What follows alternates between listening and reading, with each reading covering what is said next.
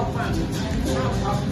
ทำใหญ่เลยนะครับเนี่ยข้าวคิดมันเป็นการสักยันต์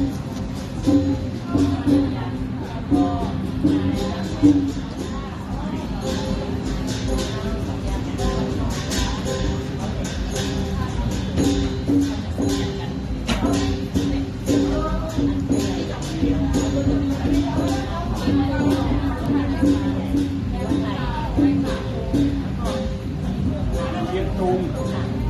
เมืองลาวเมืองไทยเชียงตุงเมืองลาวไทยที่เราเก็บการสักยันต์ของสามชาตินี้มีเงินแตกต่าง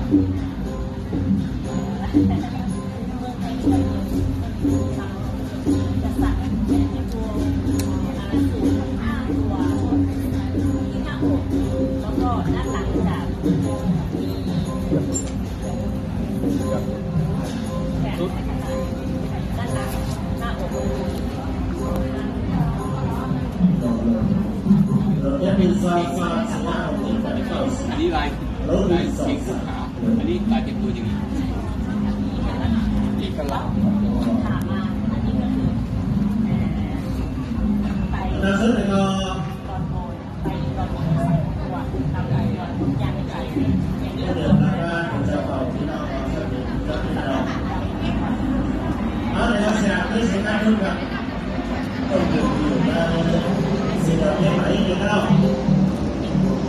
กแสดงย้อนตุ้งกับมาสื่อที่เราขอตั้งโต๊ะตั้งเสียงหูก็ยังตุ้งกับในการตั้งโต๊ะตั้งเสียงกันเนาะในวันปีใหม่ไทยอาคาวันขับเสร็จในวันไหนดีกันวันไหนดีกันเป็นวันเลย12 ลังปีเก่าก็ค่ะโคตรกว่าวันนี้เขายังปีขึ้นในถนนปีใหม่ก็ค่ะปีฮอตกลับมาในก็เขายังปีขึ้นไปในก็เดินเป็นเดินเซ็งปีใหม่ในวันนี้ในขนมยังเข้ากว่าซูเนื้อปี2 เฮก1 บาท 18ในขนม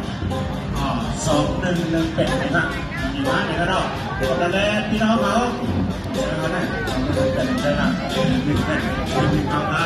คนละแรกมันไม่ได้เขายังต้องทำมาถูกมาเยอะเลยวันละพี่น้องเขาก่อนกันมาปีนาผมไปเที่ยวมาหัวความมาทำโมดันเซ็งหลายคู่มีเกิดเรื่องมีเรื่องดีใจสนุกสนานเลยนะดีใจสังคุดดีใจจังหวะทางความสามารถจังหวะมาเนี่ยแล้วก็เราก่อนเลยเรานะตอนนั้นที่น้องเขาว่าเราตีอยู่ตั้งแต่มันตีตามผมที่เดียวกันนะเสร็จแล้วเนี่ยพอผมนี่คุณพ่อทำงานย้อนที่บอกเขาคุณเจ้าทำงานดีไซน์สายของพ่อนะแล้วก็คุยเข้ามาต้องคุยแล้วก็มาครับคุณพ่อนั่งดูกันวันไหนแล้วปล่อยไหนแล้วแล้วยอดคลิปของยอดของมาเดี๋ยวมาดูผมไม่นี้นะครับ